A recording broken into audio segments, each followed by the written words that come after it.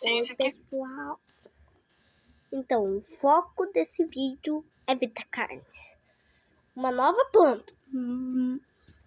Bora. Vitacarnes. Imagina comigo, uma nova espécie do que seria uma planta surgiu no planeta. Essa nova planta é diferente das outras. É tido pela ciência que sim, a vegetação que a gente conhece no planeta Terra é viva. Só que essa aqui tem consciência e até mesmo vasos sanguíneos. Isso seria ruim? Eu acho que não. Para a época.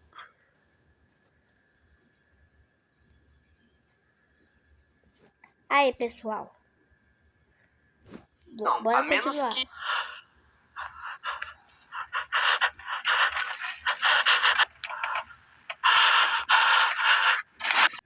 Ai, meu Deus do céu.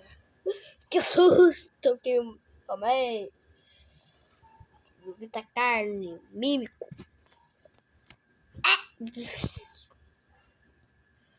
Bora voltar ao tamanho normal.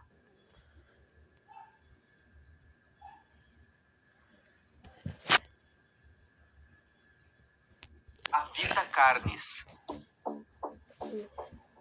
Vitacarne de introdução. Ok. Vitacarnes é uma série que conta uma história de um mundo chamado Planeta Terra. Assim como em qualquer outra série que a gente já tenha visto aqui, esse mundo tenta se passar pelo nosso. Mas qual peculiaridade que ele carrega dessa vez? Nossa, que criativo! O nome do mundo se chama Planeta Terra. Que criativo! Pessoal, Geral vamos Rico, continuar. criaturas que se passam pela gente? Uma organização que contém experimentos bizarros? Não. Esse aqui contém pequenas criaturinhas lindas. Parece uma tartaruga do avesso. Meus amigos, esse é o mundo de Vitacarnes. Em 1930, uma nova espécie surgiu. E como ninguém sabia como tratar essa nova espécie, uma área da ciência meio que foi criada somente para estudar essas coisas. A chamada National Living Meat Research. Essas criaturas são compostas basicamente pelo que todas as outras são, exceto por pele. Elas não têm pele, por isso que parecem que estão do avesso. Essa série de vídeos que a gente está assistindo é como um diário de pesquisa da National Living Meat Research. E aqui eles tentam explicar a origem dessas coisas. Mas eu já adianto que não tem uma resposta concreta. Essas criaturas podem surgir em qualquer lugar que tenha um pezinho de crawl. Na verdade, todas as outras espécies de Vitacarnes precisam ter esse crawl, mas a gente já fala das outras espécies. O crawl basicamente é uma planta de carne, inclusive com direito a vasos sanguíneos. Ela é uma planta que pode germinar em literalmente qualquer lugar do mundo. Pessoal, vocês viram? Que ouviram? Peraí. Vocês viram que O crawl ouviram? basicamente é uma planta de carne, inclusive com direito a vasos sanguíneos. Ela é uma planta que pode germinar em literalmente qualquer... Ó, aqui, ó. Esse pontinho. Calma aí que eu vou ter que... Pessoal, vocês estão vendo o que eu tô vendo? Ó. Aqui, ó. Olha isso. Eu acho que aqui não é infectado. É só ir pra cá que você... Aí ninguém vai te atacar. Entenderam? Então, bora continuar. Fora isso, os seres humanos também podem ingerir ela. Como ela tá em todo mundo, essas criaturas vieram pra ficar. Note que eu falei criaturas no plural, porque, meus amigos, a tartaruga do avesso é só uma das espécies que isso aqui pode gerar. A parada fica estranha agora. Esses bichos aí são os que a gente viu. Assim que ele sai do crawl, ele vai explorar. Ele nasce pequenininho e na fase adulta dele, ele não cresce muito não. Fica mais ou menos do tamanho de uma bola. Esses bichos comem basicamente lixo e restos de outros animais. Mas na cadeia alimentar, no geral, eles que são o almoço. Os coitados não têm nem tamanho para bater algum animal, por isso só comem resto. Eles são bem inofensivos para humanos, tanto que alguns humanos domesticam essa coisa. Isso daí é bem nojento. It's free, fun, and effective. Download. A cobra de carne é bem o que o nome sugere. É uma cobra de carne, que lembra bastante um piolho de cobra, só que enorme. Quer dizer, enorme depois de adulta, porque quando isso aqui é recém sai do crawl, ele é quase do tamanho de uma moeda. Por mais que essas criaturas sejam maiores e capazes de abater outros animais, isso daqui também só come restos de outros animais. Quando ela enfim consegue se alimentar, ela vai digerir, mas de uma forma que conserva os ossos e a carne, seja lá do que ela comeu. Porque são os ossos e a carne que vão fazer ela ficar maior. Quanto mais ela come, mais ela cresce. Mas elas não são agressivas. Na verdade, elas são tão inofensivas quanto o trimming. E os humanos também domesticam essa coisa aí, no intuito de manter tudo limpo. Esquece os funerais ou animais mortos na pista. Os humanos ensinam essas coisas a comerem esses restos para manter tudo limpo. Agora a gente chegou na parte perigosa. Sim, o trimming obviamente não é perigoso, e a cobra de carne também não é perigosa, ela é amiga, brother, eu diria. Bom, deem olá aos Mímicos? Os mímicos são criaturas humanoides, que assim como os outros, nascem pequenos. Mas, meus amigos, isso aqui pode ter a altura de um humano comum, ou até ser maior que um. Durante a sua fase pequena, ele come animais da mesma estatura que ele. Mas conforme ele cresce, o cardápio cresce junto, tornando na sua fase adulta o seu prato preferido, os humanos. A pira é que esse bicho é inteligente. Ele pode entrar dentro da tua casa e se esconder nas tuas roupas ou móveis. Tudo pra te atacar de surpresa. Não, colocou os humanos. Não colocou humanos, pelo amor de Deus. E garantir a janta, Olha, eu acho. A coisa fica pior ainda com o fato de que quanto mais eles comem carne humana, mais parecido com o humano eles ficam, conseguindo assim se esconder na sociedade. A forma mais comum dele atacar é quando a pessoa tá dormindo. Mas se a pessoa estiver acordada, ele vai fazer barulhos para chamar a atenção dela e confundir a mesma.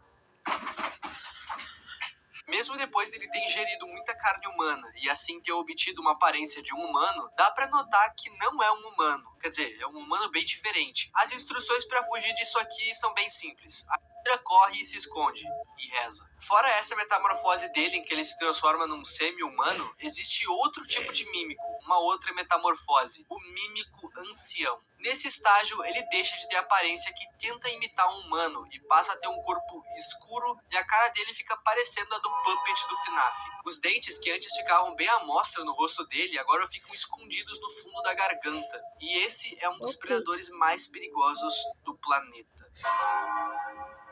O Harvester tá mais pra armadilha do que pra predador, e vocês já vão entender do que eu tô falando. A diferença dessa coisa aqui pros outros é que isso aqui não saiu de um crawl, ele é um crawl. Só que é um crawl que cresceu de forma anormal. Ele cresceu tanto que virou isso aí. Depois de crescido, ele consome a energia do crawl original e cria meio que umas raízes em volta do solo. Essas raízes ficam à mostra e possuem pequenos dentes. E, bom, meus amigos, torçam pra vocês não pisarem nisso aqui. Esses dentes são como espinhos venenosos. Eles literalmente são isso. Cada dente solta um veneno diferente, sendo um paralisante e o outro um anticoagulante. O veneno paralisante vai te paralisar, como o próprio nome sugere, e o anticoagulante vai te fazer sangrar até a morte.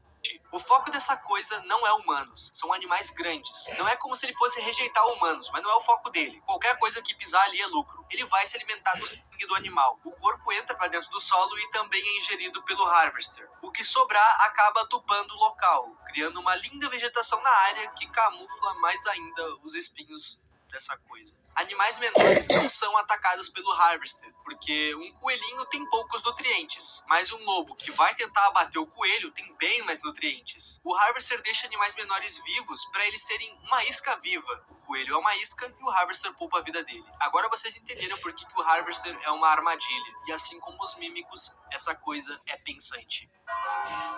Host of Influence, ou o anfitrião de influência, não sei. Esse bicho lembra um humano. Fora o fato dele, ao invés de ter pés, tem algo que lembra raízes, o que incapacita ele de andar. O corpo dele lembra bastante das outras criaturas, parece também que tá do avesso. O rosto dele é liso, sem boca e sem olhos. Fora um buraco enorme na garganta dele, que serve justamente para ele se alimentar. E assim como o mímico, essa criatura se alimenta de humanos. Tá, mas como é que ele se alimenta de humanos se ele não consegue sair do lugar? É aí que vem a plot. Nas costas dele tem como espinhos que soltam esporos pelo ar. Se alguém inalar essa coisa, essa pessoa vai ter alguns sintomas comuns ao de uma gripe. Cansaço, e etc. Porém, conforme os esporos avançam no corpo em direção ao cérebro da vítima, os sintomas mudam também. A pessoa vai perder o controle do próprio corpo e vai passar a ir caminhando em direção ao host que soltou esses esporos, para então ser devorada por ele. Quando a vítima chegar na criatura, ela vai se ajoelhar e vai deixar os seus órgãos vitais bem à vista, tudo para facilitar o almoço do host. Se por um acaso a pessoa conseguir atendimento médico ou até mesmo demorar mais de 36 horas para chegar até o host, os esporos vão perder o poder que eles têm sobre o hospedeiro, ou seja, a pessoa vai estar livre. Agora a gente vai entrar na parte mais estranha sobre Vitacarnes. Se tu acha que o entendimento das criaturas foi, entre aspas, simples, bom...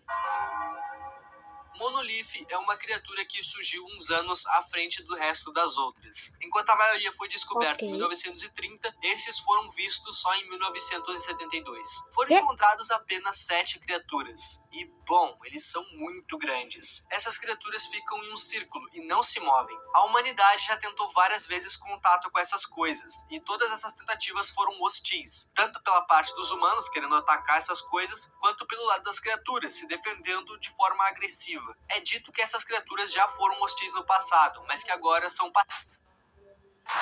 São o quê? Pacíficos? Eu acho que é pacíficos. Agora são Pacíficas, né? Não é palmeirense, não. Palmeiras é meu. Que é?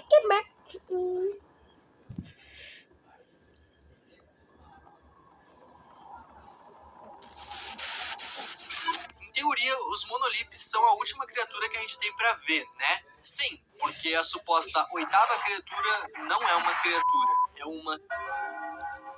Se vocês prestarem atenção, a gente estava indo num papo de biologia que fazia sentido. Criaturas que tinham uma origem, uma forma de atacar, eram basicamente novos predadores. Faz sentido. De repente, a gente está falando de coisas e seres cósmicos e uma literal esfera voadora chamada de singularidade. A gente sabe literalmente quase nada disso. O que se sabe é que ela tem em torno de 1 metro de diâmetro e que ela flutua por conta de uma força invisível, bem como a gravidade. Também é dito que ela emite alguns padrões de sinais, fora uma energia própria. Sobre a singularidade, é só isso que a gente sabe até o momento. Existe mais um vídeo intitulado Message, e nele a gente pode ver algumas coisas interessantes. O vídeo começa como se fosse explicar o que são os monoliths, até ser interrompido. A gente foi interrompido por um vídeo de uma investigação. Existe uma organização nesse universo. Ela se chama Carcas, no caso é uma sigla. E essa organização foi retalhada pelo governo. Olhando o vídeo, é bem óbvio que isso se trata de uma investigação. Uma investigação que tenta ligar todas as pontas soltas dos vídeos em geral. E tem muitas pontas soltas. Muitas pessoas sofreram nas mãos do Vitacarnes. E a polícia e o governo tá acobertando tudo. Eles não querem que ninguém tenha nenhum tipo de conhecimento aprofundado sobre o que são os Vitacarnes e o que eles já fizeram. E bom, lembra da galera da National Living Meat Research? Eles fizeram aqueles vídeos sobre as criaturas na intenção de ser um catálogo sobre elas e como tratar elas. Todos dessa organização estão presos. Por algum motivo, algumas pessoas poderosas nesse universo estão tentando esconder tudo, como se aquelas vidas que sofreram nas mãos dos Vitacarnes não valessem nada. Esse vídeo foi postado há 11 dias e é o último dessa série. Vitacarnes também tem uma história paralela, contada conforme os vídeos se passam, e a gente vai se aprofundar nela agora. Em certo momento do vídeo, a gente pode ver que páginas de um livro aparecem na tela bem rápido. E esse livro conta uma história que até o momento parece ser paralela à história do Vitacarnes. Era uma vez uma família mágica. Essa família constantemente viajava por terra e mar na intenção de descobrir novas terras e novas coisas. Pessoal, essa história, vamos pensar no lado bom. Pensar no lado bom. Essa história é boa, emocionante. Sim, porque sim. Não sei porquê, mas tá bom. Bora. Pegou a família de surpresa. E naquele mexe-mexe de onda vai, onda vem, o filho da família acabou sendo jogado barco afora. Na página seguinte é mostrado que o moleque sobreviveu. Depois de muito nadar, ele acabou chegando no lugar. Nesse lugar havia uma caverna. Ele entrou dentro da caverna e usou em si um feitiço que ia fazer ele dormir. Ele iria dormir até que ele tivesse totalmente curado. Esse sono demorou muito. Milhares de anos, para ser mais exato. Falar milhares de anos não é nem um pouco exato. Fora da caverna haviam essas criaturas, que eu apelidei de ancestrais do Daishikawa. Os ancestrais do Daishi estavam passando fome e constantemente saíam para catar o que comer. Em uma dessas buscas, essas criaturas acabaram entrando na caverna em que o menino estava dormindo. As criaturas ficaram se perguntando quem era aquele ser e o que podia ser aquela magia. Elas queriam saber se aquele ser podia trazer comida para eles através daquele poder. Alguns ficaram com medo e se afastaram do ser mágico, mas outros, mesmo sem saber se a pessoa dormindo seria hostil ou não, resolveram ficar por lá e cuidar do menino enquanto ele dormia. E eventualmente, em algum dia, o menino acordou. Quando ele acordou, ele foi convidado pelas criaturas para conhecer a floresta e, obviamente, pediram ajuda para ele. O menino faz uma demonstração de seu poder e promete ajudar as criaturas. Ele disse que iria voltar para sua casa, mas que depois disso voltaria para as criaturas para retribuir o favor. Bom, aqui acabam os quadros até o momento. E aqui que entram as teorias. E eu vou contar a minha teoria. Os Vitacarnes é literalmente uma vegetação de carne que evoluiu para seres ambulantes e, na maioria das vezes, inofensivos. Se vocês olharem bem na página em que é mostrado o menino fazendo a tal demonstração de magia, essa magia lembra muito o Crawl. Pensem comigo, uma ótima solução para a fome seria multiplicar a comida em todo lugar do planeta. E qual a forma mais eficaz de se fazer isso sem ser transformar a vegetação em carne? Lá no começo do vídeo eu citei que o Crawl, a planta principal, pode ser ingerida pelos humanos.